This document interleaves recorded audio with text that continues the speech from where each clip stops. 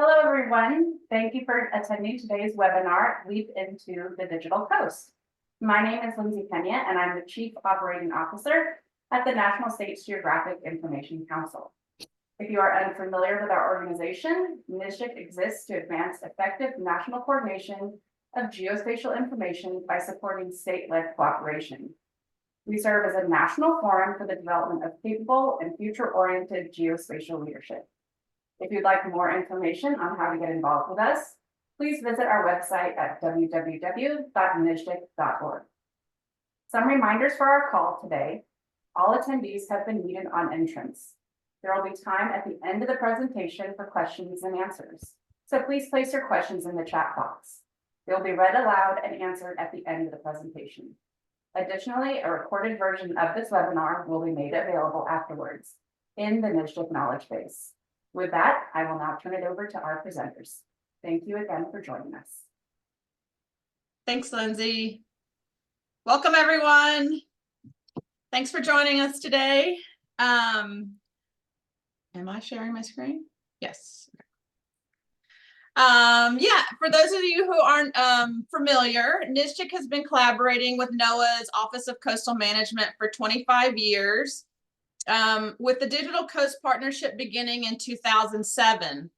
The partnership between NSGIC and NOAA is to ensure that Digital Coast content, that some of which that we'll be highlighting today, provides actionable information for stakeholders like yourself. For those of you that don't know, myself, I'm Leslie Jones, the Geospatial Information Officer for the state of Alaska, and Kim Jackson, who is the GIO for Florida. We both serve as liaisons for NSGIC in the Digital Coast Partnership for the past year. So yeah, welcome today, and I'm excited to share some of the Digital Coast resources with you. Kim, you want to add a few comments? Sure. Thanks, Leslie. Thanks, everybody, for joining us on this leap year presentation. Today's webinar was really put together in part in response to the feedback we gathered at the New Orleans annual meeting, and talking a little bit about what the 30 states that make up the Coastal Caucus are looking for from the Digital Coast Partnership. So a lot of the content you see today is going to focus on data resources, funding opportunities and where to find those, and the tools and the resources that Digital Coast Partnership provides us as NSGIC members.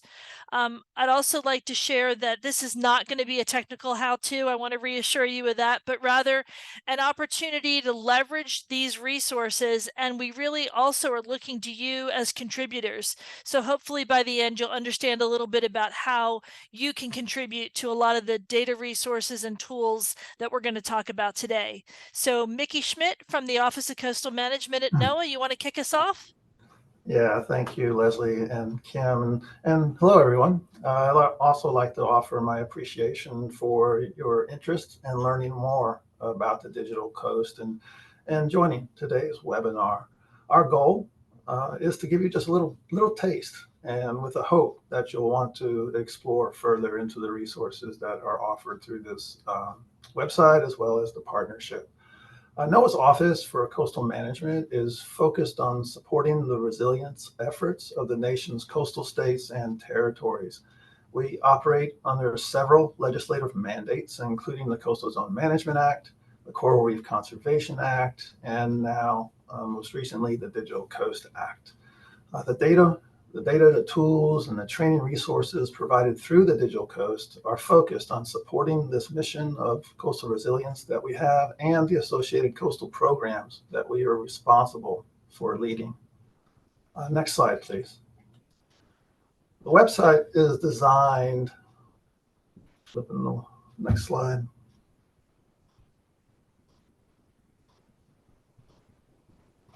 There we go. Thank you.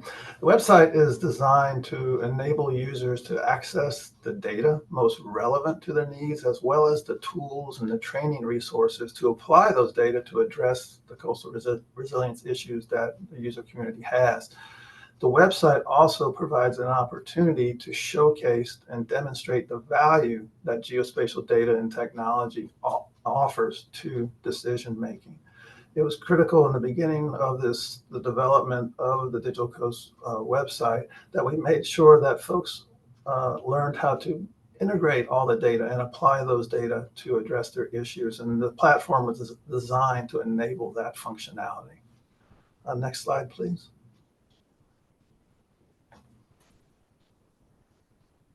Mickey, I think there's a big lag between me advancing and you saying that, just so you know. Oh, okay. Well, I'll do it earlier next time. All right. So the website was first launched in 2007. And we were so happy. We had over 100 data sets on that website, right? And we had a whole handful of tools and training resources available. As the graphics indicate here, the content and usage of Digital Coast has grown significantly since that time. This growth is attributed to the over 900 organizations, such as NSGIC and others on this webinar, that provide the content into the Digital Coast. For example, there are over 3,000 data sets readily accessible, much of which comes from our state and federal agency partners and the geospatial firms we contract with. One thing to note here, however, is that we don't include everything that some of our partners request of us to put in. We go through a vetting process to ensure that what's included meets certain criteria, and we intentionally try to avoid having a kitchen drawer kind of resource. Just avoid the junk drawer, as we call it, and stuffing things into the website. So it has a purpose to address a specific need of the community we're trying to serve. Next slide, please. Now, while the website is popular and is typically, as today, the public face for the Digital Coast, the secret sauce, we like to call it, is our commitment to continuous improvement, is the Digital Coast partnership. As Leslie mentioned, we've been working with NSGIC for well over 2 decades, and NSGIC has been with us since day one when we began scoping the vision for what Digital Coast has become. They were joined by these other national organizations representing over 100,000 members across the country. So, for example, the American Planning Association with 40,000 plus members, the Association of State Floodplain Managers, around 20,000 members, the Coastal States Organization representing 34 coastal states and territories, the National Association of Counties representing elected officials from across the country, the National Estuarine Research Reserve Association representing 30 beautiful, pristine places and growing around the country, the Nature Conservancy, and the Urban Land Institute with our finance, developers, and insurance representation. So it's through now almost 2 decades of continuous conversations with representatives from these organizations for us to learn about the most pressing issues and needs on how to improve what Digital Coast has to offer. So we invite all of you to join in that conversation of how to improve what we are providing through this platform. So enough preaching from me. Next slide, please. This is the lineup for the rest of today's webinar. First, you'll hear again from Kim Jackson, GIO for Florida. Is going to talk a little bit about how to access data, how she's applying it, and the training resources. Then you're going to hear from a couple of the Office for Coastal Management regional geospatial coordinators. First will be Supriya Katkis. You'll be talking about a tool, the Coastal Flood Exposure Mapper. And then Brandon Crumweedy, who will talk about our lake level viewer. He'll then turn it over to Leslie, who will wrap it up and talk about tools and partnerships. And then as time allows, we'll address your questions. So I'll pass it on to Kim. Thank you, Mickey. I'm about to share my screen. All right. Can you all see that all right? Yes, looks good. Yes. Okay, thanks. So I'm going to do a quick demo here of the data access viewer, talk a little bit about how Florida leverages it and how might you benefit from using it. And then I want to talk a little bit about training. So we'll get right into it. Right from the Digital Coast dashboard, if you click on tools, the quickest way to find it is bookmark it or just search for access. Give it a second there. You'll find some really great tools, one of them being the data access viewer. Click on that. And give me just 1 second. I need to move this bar out of the way. There we go. All right. So that with all the resources here on the Digital Coast page, you're going to find terrific references, how-tos, links, other data that is related. It's a very, very well put together resource. But let's hit launch to get to the actual data access viewer. So there's three big areas where you can search for, explore, discover, link to, and download data. We just don't have time for all of it today, so I'm going to just go to LiDAR. So pretty similar to what you're used to with these dashboards. We've got the ability to change our base maps from nautical charts to nautical charts and satellite imagery. And at any point, if you decide you want to go to one of the different resources, you're able to do it up here in the bar. So I'm just going to do a search for Sanibel Island on Florida's southwest Gulf Coast. It'll zoom in for me, and immediately you see this bar show up here on the right side with an inventory of all the data. Sometimes that can be a little bit overwhelming. So what we can do, I'm going to go ahead and switch to an imagery background, and then I'm going to filter by provider. So I'm only interested in what the U.S. Army Corps of Engineers has in this inventory for today. And I really want to make it a little more clear, so I'm going to sort by year. So that sort of narrows down the resources I have. So off to the right here, you'll see the shopping cart image that we're all familiar with, and you'll also see quick descriptions. So this is a digital elevation model, and they also have point cloud data. So when you're looking at your data, just take a good look at the descriptions. If we click on them, we get metadata. I want to just mention at this point in time that the state of Florida uses these federal resources like the USGS National Map and the Digital Coast from NOAA as a DR backup. We serve and store our derived products in our local data portal, but we direct users to the Digital Coast for the point cloud data. And one of our biggest users of point cloud data are the geologists. Our state of Florida geologists use the point cloud data directly in their models when they're looking for seeps and springs and sinkholes. And so while the majority of our stakeholders do well with the image services that we provide of the derived products like elevation, this becomes Digital Coast and NOAA are a really valuable partner to us because of hosting the point cloud information. Okay, so if this is, I've decided this is what I want, I can add it to my cart. And what happens from here is I provide a little bit of information in the subsequent pages, and I get an email that tells me the request has been logged, and they'll give me an update link so I can see how far along they are in processing it. And then I get a email with the direct download links, and it's really that easy.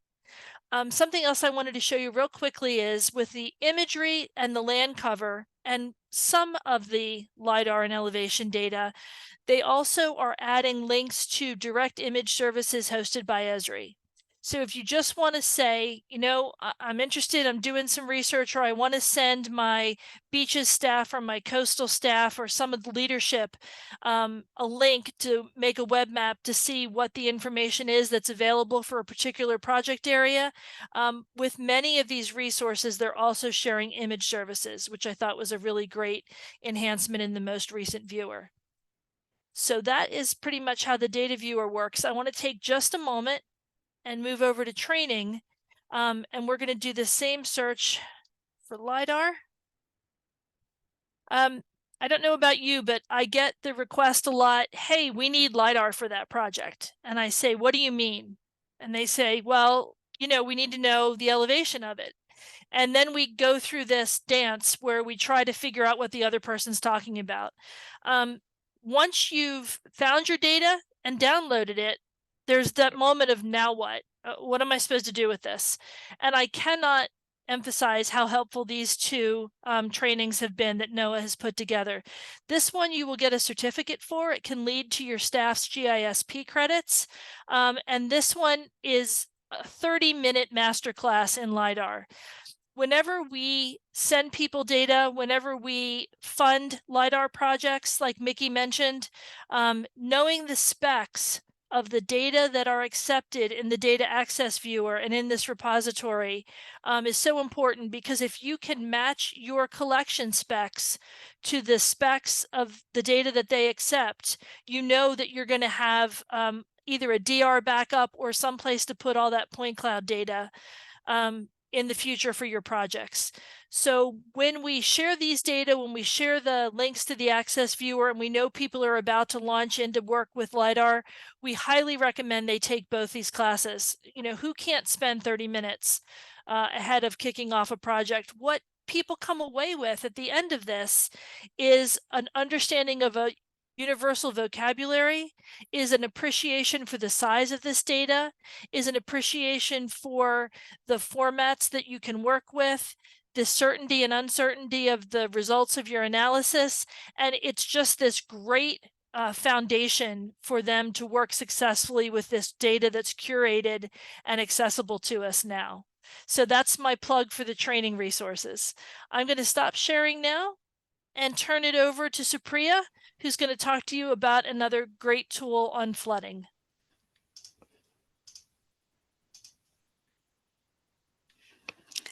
Thanks, Kim. My name is Supriya Khadge, and I'm the Mid-Atlantic Regional Geospatial Coordinator with the Office for Coastal Management. I help support the states from Virginia all the way up to New York. Today, I'm going to talk about the Coastal Flood Exposure Mapper. This is a tool that my office helps to develop, and it's great for states to use to understand coastal flood hazard risk in relation to distribution of people, places, and natural resources. I'll say that you can find this tool the same way that Kim was showing you on the Digital Coast website. You can search for this in the tools page. I'm going to click on Get Started, and I'm from the Mid-Atlantic. I'm born and raised in Maryland, so Annapolis is close to my heart. And recently, along the Mid-Atlantic coast and Northeast, we've had some pretty bad coastal flooding in early January. It was heavy precipitation, but it was also exacerbated by high tide flood events and storm surge. Annapolis was hit pretty bad. You might have seen on the news coverage kayaks just drifting by storefronts and bars along Dock Street in downtown. States can use this tool to understand their coastal hazard risk in terms of planning for future. Things like hazard mitigation plans, conservation planning, land use zoning, and even emergency management. By default, if you click on the layers button on the left-hand side, you'll see that the coastal flood hazard composite layer is turned on. Now, this is a combined data set of various flood hazard risks. You can also see those in the map and turn those on if you'd like. That composite includes things like high tide flooding, so that means what areas are prone to flooding during extreme high tide, various FEMA flood zones, those special flood hazard areas, and where applicable, we also have information on storm surges based on the category of storm, and then various sea level rise scenarios too. So that's all combined in the coastal flood hazard composite layer. You can take a look at the legend on the bottom right to see what the symbology is like, and as the colors get darker, there are more hazard zones. You can even click on an area in the map and it will show you what hazard zones are in that location. Another nice feature of this tool is you can adjust the transparency of the various layers. And I think this is important because not only do we show the coastal flooding, but we also show data on societal exposure, infrastructure exposure, and ecosystem exposure. So let's say I wanted to see coastal flood risk in relation to the distribution of the elderly population in the area. I could turn that on and see the overlay of those two different data sets. I could also take a look at the critical facilities in the area. So these are things like schools, hospitals, and see where they are in relation to the various coastal risk. Or perhaps I'm doing a planning project or conservation project and I want to see where the natural areas or open spaces are. You can turn that on. And this data actually comes from another one of our programs, the Coastal Change Analysis Program, which shows land cover in coastal areas. Another good functionality of this tool is you can save the maps and create collections of various maps. You can have different configurations set up, different areas perhaps in your state, save them all, we cache them. So if you come back to this browser, in the browser, they'll all be saved in a collection, and you can download them or share them out, maybe put them in a report or email them out to a colleague. Just like some basic other web maps, you can change the base map that you see in the background. You can also share this out to a colleague, like I said, but the nice thing about this URL is it saves everything you see on the map, everything you've configured, the layers you've turned on, the location you've set in the map, they're all saved in the URL so that when you've shared this out, your colleague will see it in the same location, same configuration. You can kind of use it as a tool to jumpstart conversations about projects in your state. And I know we're all geospatial professionals here and we like to talk about metadata. So I'm also going to point out this question mark icon on the bottom right. This will give you some additional information on the tool. Some links to highlight for you all are the data sources link. This will tell you more information on the background of the data, where it's coming from, when it was last retrieved, things like that. There's a frequently asked questions, and we also offer map services. So if you have an application at your state, or you already work in certain types of or certain maps that you've already configured, and you want to bring this data into those maps or applications, you can reference these map services, bring in that data like that coastal flood hazard composite layer to assess your own maps and your own data with these data sets. So that's a little bit about the Coastal Flood Exposure Mapper. I'm going to hand it over to Brandon to talk about the lake level viewer in the Great Lakes.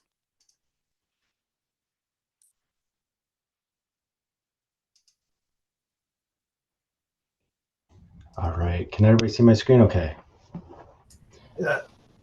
Thank you, Mickey. So today I'm going to give a demo of the lake level viewer. And first is just a little bit of history here on the lake level viewer. It was originally released back in 2014. And so what you're seeing on screen is the original lake level viewer, with the only big exception to it since its initial release is an update to the underlying elevation surfaces and data, as we brought in a lot of the state topographic LiDAR data, as well as new Army Corps of Engineers Javeltex LiDAR data. As Kim pointed out, that has helped to really been the only update. And so what's nice about the tool is it does allow you to, just like the sea level rise viewer, zoom into a section of shoreline that you might be interested in and look at changes in water levels at 1 foot increments, going up 6 feet from long-term average to a -6 feet in long-term averages. However, I'm going to pause right here and say that this is the old tool. Welcome to the new tool. This is so fresh, the paint is still wet on it. This has been a work in progress over the last several months, taking a lot of the feedback that we've heard from the user community and updating the extents and coverage, as well as the data available within the new lake level viewer. So I'm going to take this time to give everybody the first view, public view of the lake level viewer. And so just like our old lake level viewer, you could click on a lake and go to a particular location, or you can actually type it in now and say, you know, want to go to Chicago, Illinois, similar to the Coastal Flood Exposure Mapper. It zooms you in a little too close there to start. But as we make our way to the lake, you'll see, though, that we have changed our how we actually visualize water levels. We now reference everything to low water datum so that we're tying in very nicely with the charts that are made available through the Office of Coast Survey. But we've also changed the extents, as I said, in terms of not only showing a +6 feet and -6 feet, we're actually now going +10 feet and -3 feet from the low water datum. You will now see on the tool where we report the record high, the average water level, and the record low for each of the lakes, as well as what the current water level is. But the next feature, I think, is what's going to really impress a lot of folks, is instead of stepping at 1 foot increments, it is now able to dynamically render any water level elevation between that plus 10 feet to minus 3 feet from the low water datum across the basin. And so one of the great areas to show this is actually over in Lake St. Clair. We'll go down here to a portion of the lake where we know that they've dealt with some of the inundation and flooding previously, given the recent high water level period. And so here, for example, you can just start to inundate again, and this is a screening level tool. So as we start to exceed, you can actually start to see which streets would be impacted. And of course, we heard about a lot of the coastal flooding and inundation in the neighborhoods and streets in this portion of Lake St. Clair. The other thing that I want people to realize is one of the things that we've heard from a lot of partners is I like to understand how this relates to the water levels that we're seeing. We've actually brought in all the co-op's water level station data, and it plots on a chart here that is also dynamic and that you can click on any part of that water level plot and see the water level change in response to that over time. And it allows you to not only look at the recent year, but go back in history to any particular time and see again what those water levels look like for that given location. A new feature that we've also incorporated is bringing in land cover data. So this is currently the moderate resolution CCAP land cover data for everybody to take a look at that. And of course, the legend for that data layer is here as well. And we have also incorporated now the CDC Social Vulnerability Index data. Again, looking at this through the lens of diversity, equity, inclusion, justice, and accessibility, and how water levels and inundation may impact a particular neighborhood for your location. The other feature that I'll say that I find very useful, and I'll just pick another lake here, for example, that I'm really near and dear to is Lake Superior. We can start to add in depth query points and see how water levels change in response. So this little button here that looks like a downward facing sonar, you can click multiple locations now. It add in points that you want to look at. And as you start to adjust the water levels, you'll see that all depth queries are being adjusted in response to that change in water level. To clear those out, you just hit close all queries. And again, you're set back to that. One last thing that we've done to the lake level viewers, improved the visualizations. A lot of people remember the Canvas visualizations.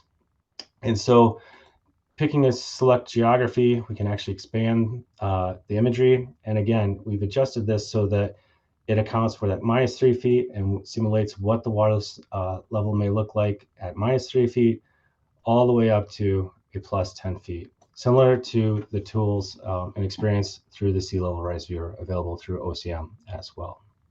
So I look forward to hearing folks respond to this. We are planning to soft launch this next week in response to the Great Lakes Week. And certainly for those 8 states that surround the Great Lakes, we look forward to your feedback and any other states that are looking at this tool. Again, if you find this useful, please provide that feedback to us here at NOAA OCM, and incorporating similar features that you see here with the sea level rise viewer in the future. And with that, I'll turn it over to you, Leslie. Thanks, Brandon. Get my screen share going. All right, thanks everyone. Wow, those tools are really cool. More than I've actually poked around at seeing, so I'm learning a lot too. So lastly, I want to highlight specifically the partnerships. Mickey hit on the different organizations that form the Digital Coast Partnerships in his intro. I was lucky enough to attend in person the last Digital Coast Partnership meeting in DC. And got to really spend some time with the leadership of these organizations and thinking strategically about, you know, how NSGIC might leverage partnerships and in creating tools. And so one of the things I wanted to highlight, and Kim hit on it as well, but I'm going back to the Digital Coast website, specifically on the tools page. And one of the things that I learned more recently is that it's not just tools that Digital Coast and NOAA are creating that are part of Digital Coast, but other organizations as well. And Mickey told me how these are vetted. You know, like he said, it's not just like everything in the kitchen sink you can find if you make a tool, it gets in Digital Coast, but how they go through the process of vetting these different tools. And so one of the ones I wanted to highlight, you can search the tools by different topics, but you can also search by organizations. And so one of the ones I wanted to show you is one that one of the Digital Coast Partnerships has created, which is the NACO County Explorer. The reason I'm highlighting this is because I see opportunity with NSGIC and how we might create tools, might partner with some of these organizations in creating nationwide tools, right? So kind of serve as some of the scaling of these tools. So County Explorer here, it's actually, I was poking around yesterday, it's pretty cool. There's a lot of county level data that state leaderships might be interested in. One of the things that I was like, that's interesting, is the transportation and infrastructure layers, and how some of the information that perhaps state GIOs play an integral part in rolling data up from local county borough levels to statewide levels. I think, be really great for states and state GIOs or geospatial offices to have a look at this specifically, to see potentially how this information may align with some of the information that they have. So lots of really interesting county level data that's part of the NACO Explorer. Let me go back here. And so in highlighting the partnerships that are part of Digital Coast, and in that meeting in DC, I started thinking, wow, there's some of these organizations that really strategically have missions that, align really closely with NSGIC. NACO was one, the Association of Floodplain Managers was another, Association of Planning, the American Planning Association was another. And I started thinking about the new 5013C that NSGIC has now, and just the idea of the role that NSGIC might play in creating some of these nationwide tools conceptually, and maybe partnering with organizations. So I think there's a lot of opportunity for us to grow and supporting Digital Coast. And so I ask you to join us at the NSGIC mid-year meeting that's upcoming in Arlington on Tuesday at 2 p.m. We'll have our Coastal Caucus session like we normally do. So we'd like for you to join us. You came to this webinar, so you're obviously interested in learning more. So we invite you to come to the mid-year meeting and share your experiences that you have with Digital Coast. Part of the role that we want to play as NSGIC membership is providing feedback to NOAA OCM on the tools that are available. So share your experiences now that you're more familiar with utilizing the website. Share your ideas for maybe what you could see the next NSGIC tool being, and ideas for how we might leverage our partnerships with these other national organizations. And with that, we wanted to make this a quick webinar, but we also wanted to save questions. So Mickey, Kim, and others, if you want to come off video, do we have any questions in the chat? So right now we've got a lot of comments, people very happy about all the tools that you were showcasing. So just good comments that way. I don't have any specific questions, but we can give the guests a chance to add their questions, or if they are comfortable and would like to just come off of mute and present your question live, we would entertain that. I've got a question for the group, Lindsay. Could you use your reactions button there in the Zoom chat and give us a smiley face or a thumbs up if you've actually used the data access viewer to find and download data?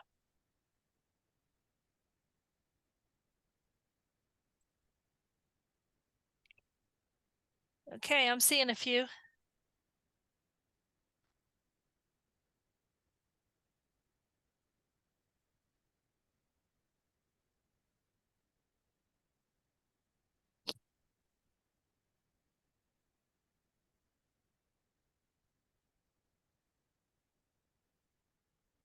I have a question for OCM.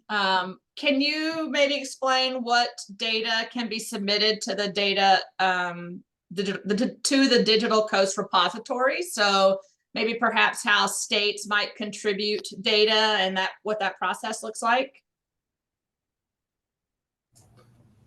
Sure, I'll take a crack at that one, Leslie. If a state has LiDAR, we're extremely, and wants us to be a backup and or help share, we're very open, definitely from a LiDAR, as long as it's, it has the appropriate documentation and the metadata, as Supriya mentioned, and meets the certain spec that the user base wants. So we're not going to throw up any data set just because of the process for that. However, we work very closely with our partners that are collecting data. So several states, for example, but also we serve all of the Jabotex data, a long-time relationship with the Army Corps of Engineers and serving up their topography data, as well as a really good relationship with USGS and the 3DEP and help distribute their data as appropriate, as well as internally with NOAA and the National Geodetic Survey and serving their data. So while we will entertain anybody's request, but we will go through a process of ensuring that the data are certain spec and quality, and are most importantly documented on how they were collected, where they're, just all the metadata necessary to ensure that when a user comes in, that they know what they're getting. And so that's, I don't know if anybody else from OCM wants to add to that. I'll just add, Mickey, like you said, that's one of the benefits about being out here in the region, is working directly with the state partners from the day of acquisition to helping to steward the data where appropriately to Digital Coast. That's definitely one of the things I've been helping out here in the Great Lakes region with the state of Minnesota doing their recent statewide LiDAR collects, working with Wisconsin, Indiana, and others across the basin. It's helpful for us as well to know that the states are undertaking these activities and efforts. But then we've highlighted a couple of tools that are leveraging that statewide data. The other tool I'll point to is the U.S. Interagency Elevation Inventory, where we identify data sets that have been collected, are in progress of being collected, as another tool to basically keep people geospatially aware of what might be coming down the pipe for them in their region.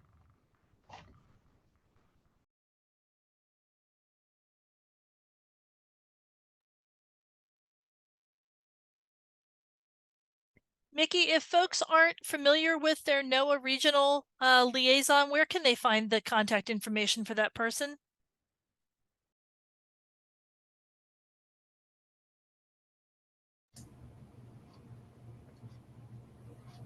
I believe we have a link to that on the website, on the about page. So name, email, and phone number. So I have to provide that link. We're going to share Mickey's contact information here in our closing slides. So I'm sure if you email him, he can point us in the right direction. Thanks. Yeah, I appreciate it, Kim. And also, as NSGIC meets in different regions around the country, we're making a point to have our regional geospatial coordinators attend those meetings. So, for example, the mid-year meeting is in Arlington, and Supriya will be there, from the Mid-Atlantic region.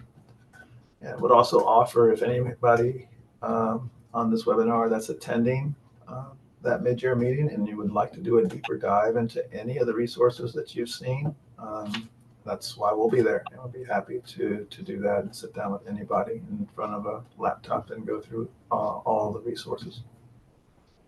Yeah, and I'll build on that. This would be also a great opportunity to ask, if you're utilizing these tools and you want to be a part of the Coastal Caucus, let us know. We want to hear from, more of the NSGIC membership that are utilizing Digital Coast tools and how they're being applied and how useful they are. So reach out to Kim or I, if you'd like to play a part in that. We did have one more question pop into the chat from Clint Little, and he asks, are there plans to update or add new features to the DAV underway, like uploading an area of interest?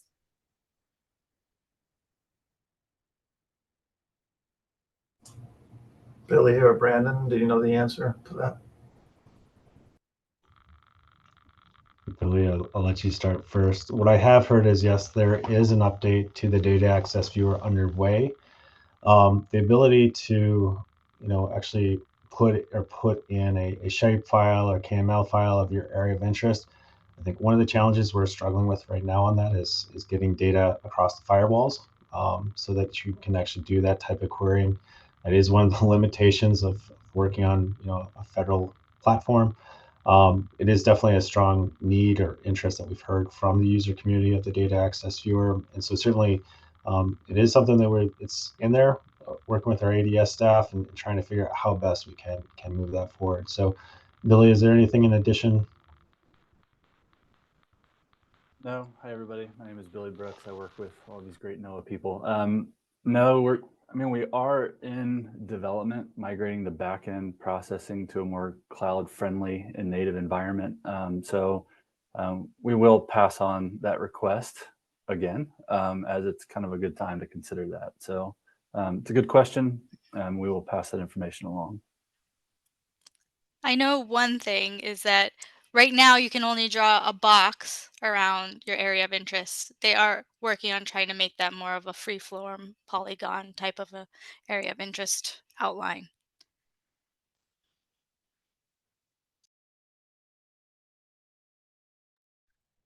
All right. Well, thanks everyone. If we don't have any other questions, I'm going to go ahead and wrap us up. We really appreciate everyone attending today. This is we're trying to grow the digital coast and coastal community within NSGIC, and so we're really impressed to see everyone on the call today. But we don't want to lose momentum with that, so please join us, like I said, at mid-year meeting, and just feel free to reach out to Mickey or Kim or myself if you want to chat about maybe being a more active member of the Coastal Caucus community. We want to hear from you. So Mickey, Kim, you want to wrap up with any closing comments?